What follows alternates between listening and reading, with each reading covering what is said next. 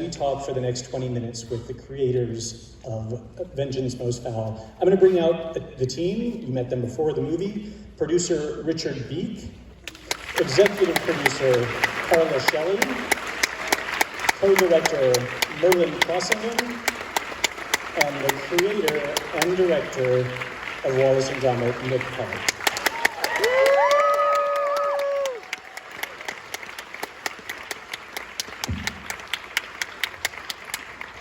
Congratulations, guys. This is just such an enormous undertaking. I mean, we can see the work. Everything is practical. It's up there on the screen. The four of you are essentially the custodians of Wallace and Gromit. It's been a long time since we've seen them on the big screen. You decide very selectively how and where they show up in the world. Why did you sort of finally decide to let us have another full-length adventure with these guys? You've been kind of keeping them stingily under lock and key. Yeah, thank you. Yeah, I mean, it's all about the idea at Aardman. We always wait for that idea, no matter how long it takes to that lightning strike kind of idea. But actually, this one did start as something else. Around the time of Curse of the Were Rabbit, it was in the back of my head, just this idea that, what if Wallace invented a smart gnome or a robot gnome to help Gromit with his garden chores? Very well-meaning, and played around with that idea on and off for a few years. And it was going to be great fun, and it was for a 30-minute short. But then every time I pitched it at Aardman, there was something slightly missing, and that sort of villainous element and a motivation that was clear, but also very personal. And that's where Feathers McGraw kind of answered all those questions. And then when Merlin came on board and Mark Burton, the screenwriter, it developed into a 75-minute film and a 3-act structure rather than, it was like episodic in the first place. And Merlin, you sort of, that thing I said about being a custodian of these characters, that's kind of been your number one job, or maybe your number two job at Aardman these last years. You've worked on Curse of the Were Rabbit, but tell us what it means to sort of protect these guys, and then what it meant to jump in on this. Well, there's a lot of pressure, because when fans love characters as much as they do, they feel an ownership of it, and if you get something wrong, they're very happy to tell you. And so working with Nick and within the Wallace and Gromit world and within Aardman, it is exactly that. We're just very, very careful about making sure that the silliness and the humour and the fun of Wallace and Gromit is maintained and preserved. And it always, there's an anticipation when an idea like this kind of keeps on bubbling up, that even within the studio, I think it's fair to say there was a lot of excitement when Nick pitched this. And so to be a part of it, I'm truly thankful to Nick for trusting me with directing next to him, but also very relieved to sit on the big screen and a few guys laughing in the right places. Thank you so much. Speaking of the right place, a good example is, I think it's just clear that Feathers McGraw is a fan favorite. So to see him back, and to see the way that you introduce him back first for the fans, it's like what he's handing over at the prison, if you will. The last joke being the rubber glove. It's like that's kind of, I think anyone who fell in love with the character back during The Wrong Trousers kind of recognizes him there. Talk maybe a little bit about the way that this movie incorporates the adventures that they've had before while sort of paving a new way. Little details maybe that we might have missed on first viewing. There are certainly some that we picked up on, like the red motorbike with the sidecar is familiar, from past adventures, etc. But the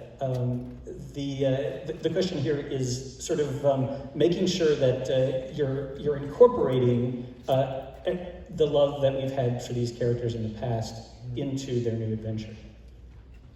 I mean, I meant to be, when you asked that question, think of the music side really, and Julian's theme, and actually on this one, Julian decided to partner up with Lorne Balfe, who they met on Curse of the Were-Rabbit on this one, and they've done such an amazing. There's a lot of reference to the other movies. It's like it is a kind of love letter to the fans and to the legacy of Wallace and Gromit.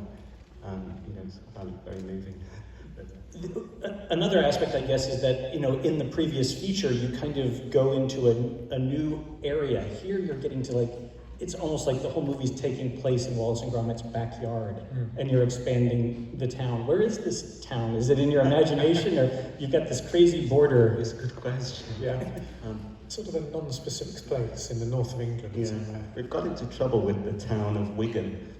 It's a small town in the north of England, near my hometown of Preston.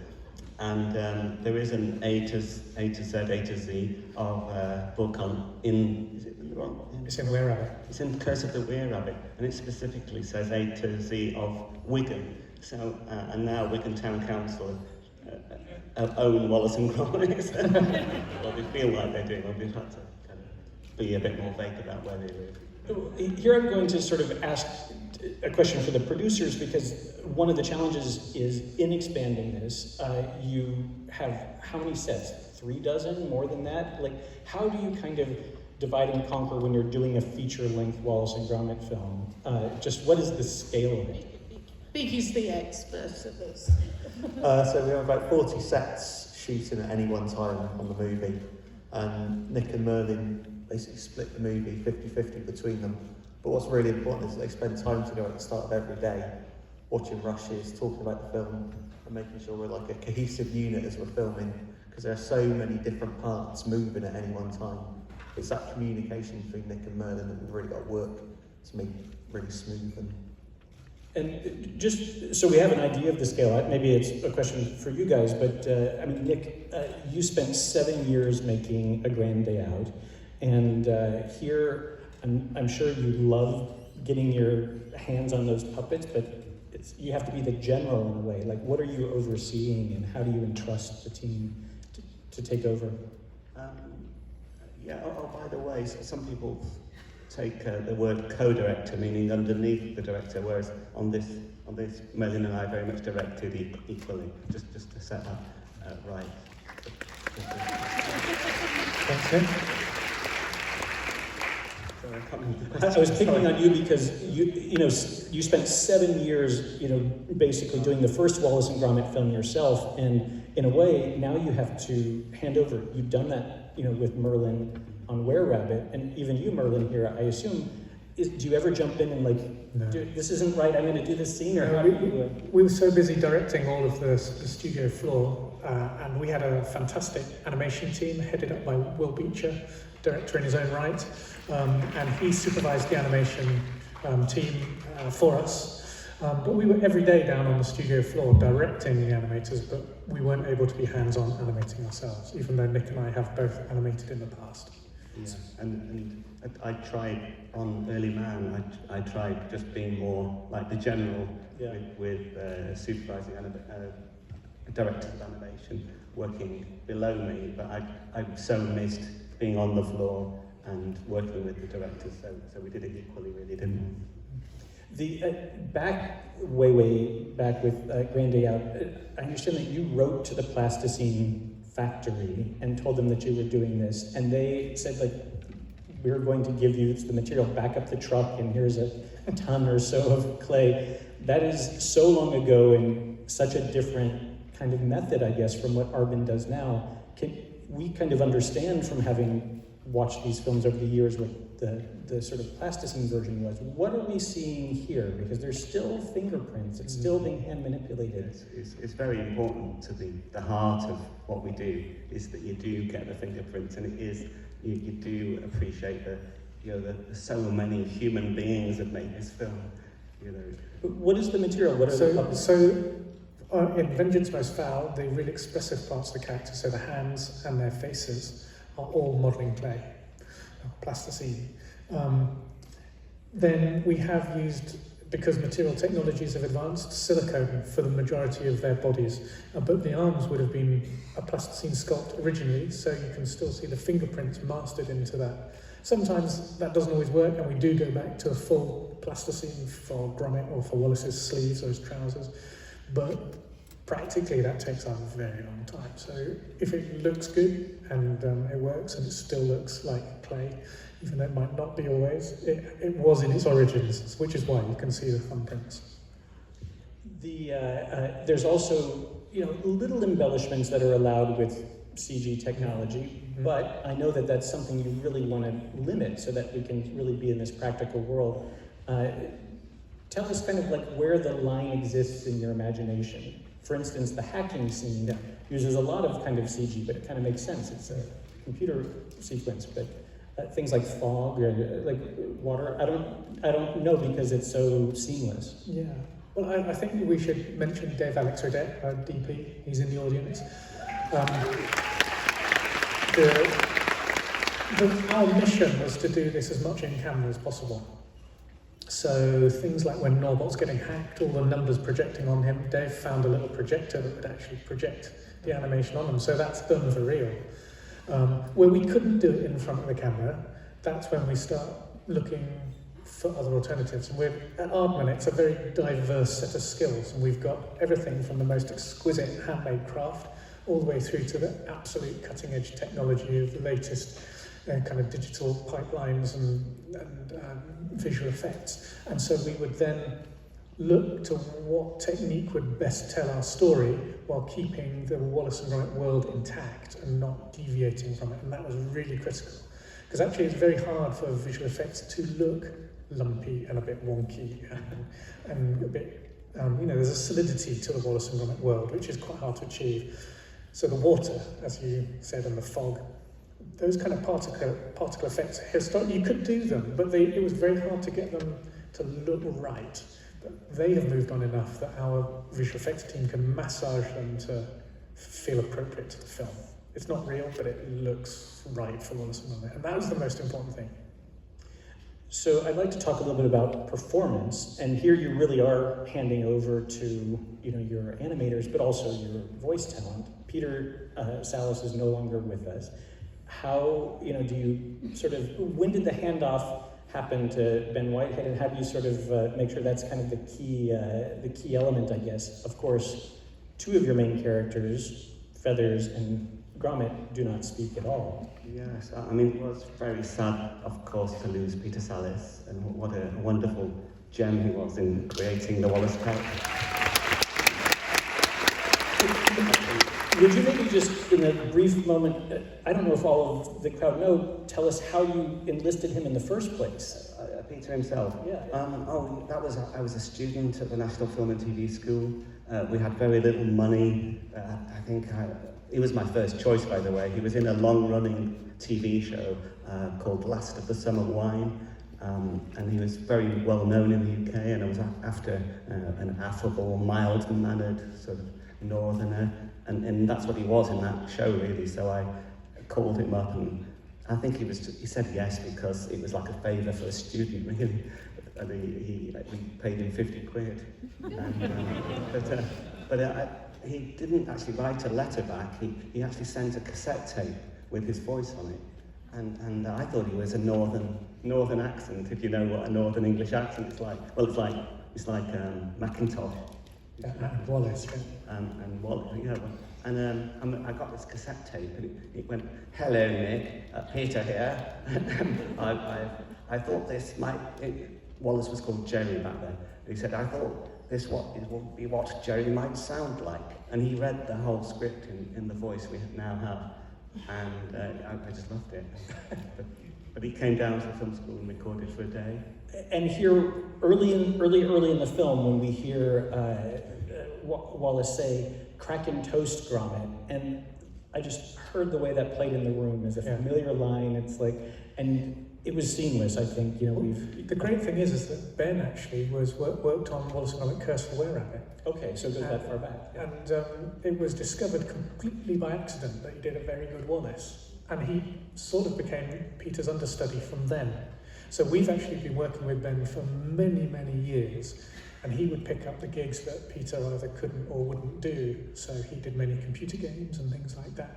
And we've actually worked solidly with Ben for about the last, well, ever since Peter retired, really, which would have been around 2011. And we're just so proud of what Ben has achieved for us. It's been brilliant. Amazing. One of the things I'm kind of fishing here for is kind of like, because I think we would like to know how you distill it, when you're passing the baton to animators to handle these characters, I think you've described it as kind of like a class that you give, and you know, the key principles of Gromit or Wallace. Can you give us just a little taste of a couple characteristics that, like, if you do it just a little bit wrong, it's not Gromit anymore, or something like that? Yeah, we do. We take all the animators, or even the ones who are experienced, we give them a refresher course for a couple of weeks, where they're asked to do Wallace shots and Gromit, and all the characters actually. And what, is there any examples? I think the thing with Gromit, for example, is that people think Gromit is so expressive, and they over-animate him. They will move his brow and kind of make him look around, and actually, it's about doing the absolute bare minimum and making that as powerful as possible. And that translates even more into Feathers McGraw. You know, animators are kind of put on this planet to move things. Feathers McGraw is at his most powerful when he hardly moves. And that is really, really difficult for an animator. You say, just let him be. And they're like, oh, can I just make him blink? And you're like, no, just...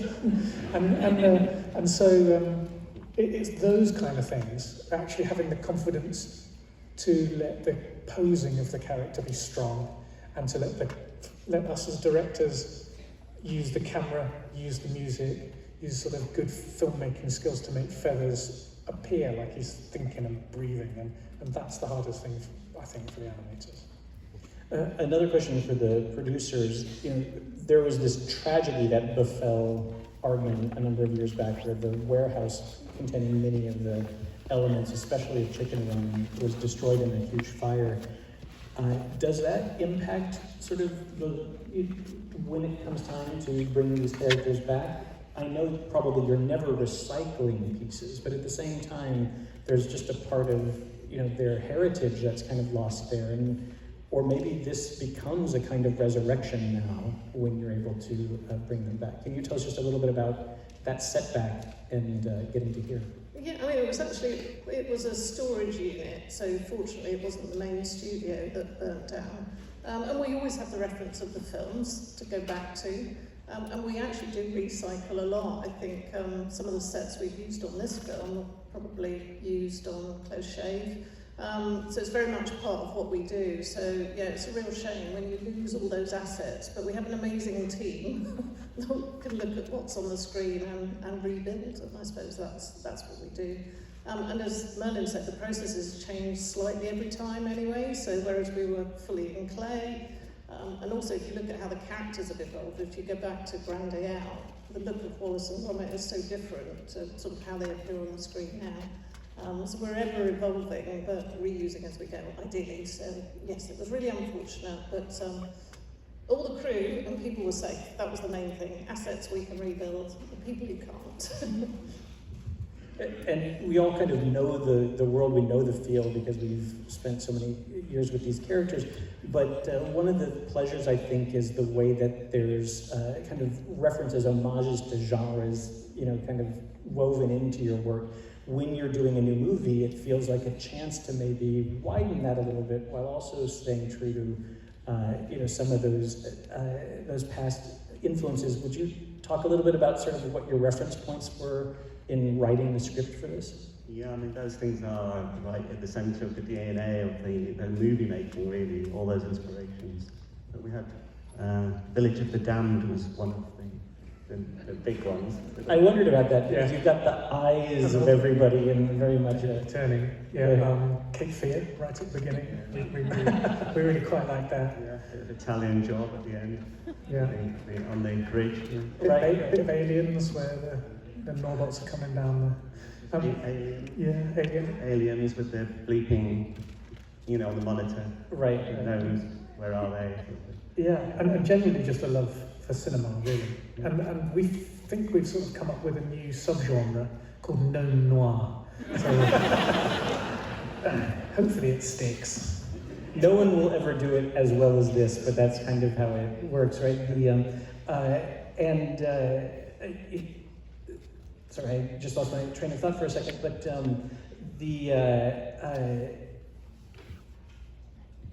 I'll just reset. Well, that's exactly, I think, where I was. I was going to ask you about AI, not about all of the debates. That's a too long conversation for here, but there's a way in which this plays into just kind of where the culture's mind is right now on artificial intelligence. And so how did, you said the idea occurred to you, already many years ago, but there's something about it landing right now that just feels kind of timely, prescient. Kind of luck, yeah. Yes. Or I mean, is it? I know Mark, the writer, picked up on it immediately when I pitched the idea to him, and he was very excited about the whole. I mean, we don't take a kind of very black and white view on it, but it seemed to be asking questions about can we trust the tech that we work with, and make, how can we, who's behind the tech, and do we trust who's in control of it? And I mean, no AI was harmed in the making of this movie, but we didn't use it. We don't, and we wouldn't. I think is for the creative process. What do you feel like you're saying a little bit? It's interesting the kind of dynamic that exists in Wallace and Gromit movies, and what maybe your kind of message is. He's an inventor, but here the inventions always go a bit wrong, don't they? But I mean, I think we've used it pretty much as the wedge between Wallace and Gromit. So it is a very light touch. I mean, it is in the world at the moment, it's a very serious subject, but for us, we were, like you say, we were creating this before it sort of outside of our bubble evolved into the hot topic that it's become. But I think if in our light-hearted entertainment, if we can trigger some more intellectual conversation from our silly adventure with Wallace and Gromit, then that can't be a bad thing. It was really, as well, just an excuse in the beginning in Wallace's northern accent just to be able to say AI lad. We do it again. AI lad. AI lad. Right. I guess a last question, because we want to let everybody kind of on with their day, but one of the elemental aspects of animating these characters is their eye blinks. And what I want to know is, Norva blinks when he's good, but later has the Village of the Damned eyes. I'm just kind of curious. You must have philosophical debates about, whether and how he blinks, but also just if you could give us kind of a little glimpse into, to me, so much of the humor is kind of in the timing of eye blinks, and when you realize just how long it takes you to do just a second of screen time, just the magic, I guess, of that detail. Yeah, blinks are very sick. You're right, we do debate these things a lot, and they tend to be, especially in Feathers McGraw, they're partly what tell you is thinking. And we do that partly by discussion, but partly by acting it out and see what we do. And so we use because the animation process is so precious to us. It's so time-consuming, so expensive, and so the time we have with the animators is so precious. Is that we need to know what that performance is. There's no animating the shot. Oh, that doesn't work. Let's do it again. We kind of get a one go at animating, and the animator starts at the beginning and they animate through their shot, and that's pretty much what you get. We do get the chance to do reshoots when Beaky gives us the nod if something has really badly gone wrong. But I think the key is that Nick and I act it out. So we think, oh yeah, what happens when you do that? How do you? And so it's on that level. Sometimes it's instinct, and sometimes it really is a discussion. So with Norbot, for example, when we first created him, he was going to have a very expressive face, but he started to feel like a young boy and not a robot. And so we stripped it back. His eyebrows don't emote. His eyes don't even move. I think they did in one shot, and that was the shot we realised that it wasn't the thing to do. We tested it a few times with different animators. Yeah, and actually pairing him back, so he's just like a bit ventriloquist, and it reminds you that he's a machine, and that was really important. Yet he still needed to punctuate for humour. So it was finding that balance. I love that evil grin you gave when he looked your way about kind of like a reshoot. I imagine that must be like just you're adding on weeks to a schedule or something. It has to matter. Yeah, you can tell by talking to Nick and Merlin, we always talk about them in edit when they come up, but you know, we all want the film to be good, so sometimes you have to take that risk. And like, I think today the response from everybody showed that we took all the right risks with like the right shots and stuff. That was good. Yeah, like every second matters in a movie like this. So we're gonna wrap up, but I'm curious, is for any like mastermind thieves in the audience, they must be like looking at the blue diamond there on your, is that the one that we see in the movie? What are you? Yeah, it is. Wow, that's gotta be more valuable than an actual diamond.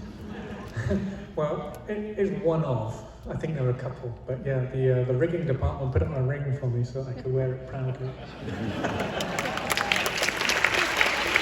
That's a perfect opportunity for me to let you know that on your way out, you can see the cast in the lobby. So Actual puppets from the film. take a moment, actual puppets from Actual the puppets from the film, film, yeah. to see what Wallace and Gromit, the scale, the detail, they're there for you to meet on your way out of the theater.